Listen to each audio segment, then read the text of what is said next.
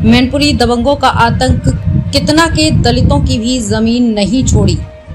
आपको बताते चलें, ये पूरा मामला मैनपुरी के थाना एलाऊ में दबंगों के द्वारा किया जा रहा है। दलितों की जमीन का कब्जा, वहीं दलित पिछले 24 घंटे से अपनी जमीन पर दे रहे हैं धरना।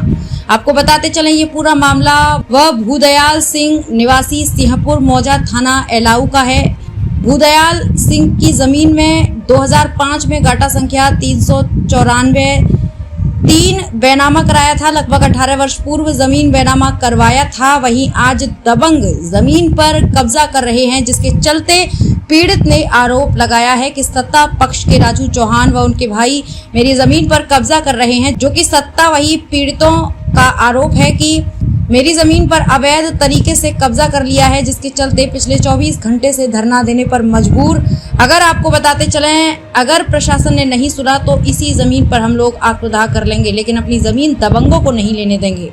वहीं पिछले 24 घंटों में पूरे परिवार के साथ भूदयाल अपनी जमीन को रखने के लिए जमीन पर ही दे रहा है धरना। वहीं जिला प्रशासन की तरफ से अब तक कोई भी हालतकालीन मौके पर नहीं पहुंचा है। वही दबंगों का इतना रसूख है कि प्रशासन भी कुछ बोलने से करवाए इनका।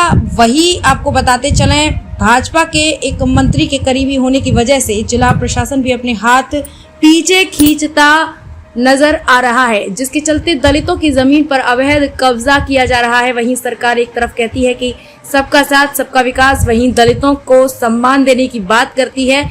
आपको बताते चलें, जब दलित की जमीन पर सत्ता पक्ष के लोग ही कब्जा कर रहे हैं तो कैसा साथ, कैसा विश्वास, देखें पूरी रिपोर्ट।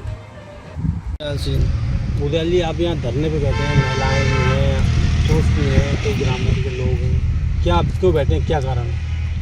हमारी ज़मीन पर भाजपा नेता व दबंग भूमाफिया राजू चौहान, होटल पाम मालिक, जो कि मंत्री जयवीर सिंह के खासम खास हैं, और हमारी ज़मीन पर कब्जा कर लिया, हमें मारा पीटा भगाया।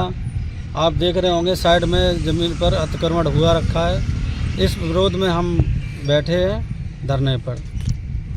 क्या लगता है कि आपकी ज़मीन कब से ये लोग कब्जा करें? वो कहते हैं हमारी ज़मीन है, हमने बैनामा कराया है। वो ज़मीन हम 18 साल से ज़मीन को हम करते आए। इन्होंने अचानक आके एकदम यहाँ पे ईंट डाली और अपना रोड साइड में जितना भी फ्रंट था पूरा घेर लिया। इन्होंने इस ज़मीन में कुछ हिस्सा बैनामा कराया।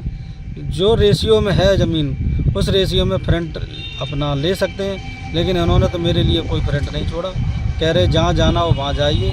हम शासन से प्रशासन के सबसे दोनों लोगों से अपनी यही गुजारिश कर रहे हो, लगातार दौड़ रहे हैं, भाग रहे हैं, लेकिन हमारी कहीं कोई सुनवाई नहीं हो रही है। प्रशासन की तरफ से अब तक कोई आया? कोई आश्वासन नहीं मिला अभी तक। कोई आया आपसे मिलने? हमारे पास केवल सीओ साहब मिलने आए हैं, इसके अलावा कोई प्रशासन। क्या बोले? बस बोले कि अपनी पैमाइश जल्दी से जल्दी करा लो। तो मैंने कहा मैंने साहब पैमाइश तो कराने का काम प्रशासन का है, मेरा तो नहीं है। मैं जो अपनी प्रार्थना पत्र दिए, उस प्रार्थना पत्रों पर कोई कार्रवाई नहीं हुई। तब मजबूरी में आकर मैं अपने इसी ज़मीन पर परिवार सहित गांव के लोग हमारे से हैं, सभी लोग बैठे हुए हैं धरने पर अपनी मांग के लिए।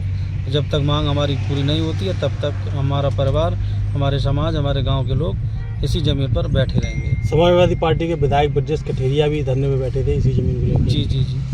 तो उन्होंने सदन में भी बात उठाई थी, लेकिन अभी तक क्या कोई आश्वासन मिला?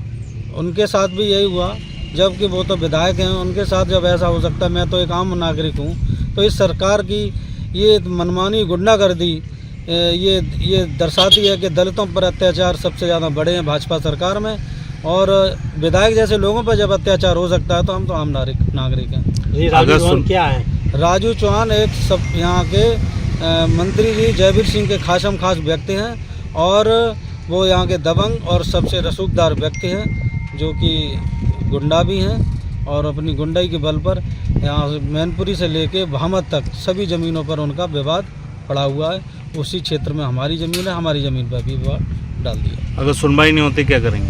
अगर हमारी सुनवाई नहीं होती है तो हम चाहे 1 महीना लगे, मैं धरने पर बैठा रहूँगा।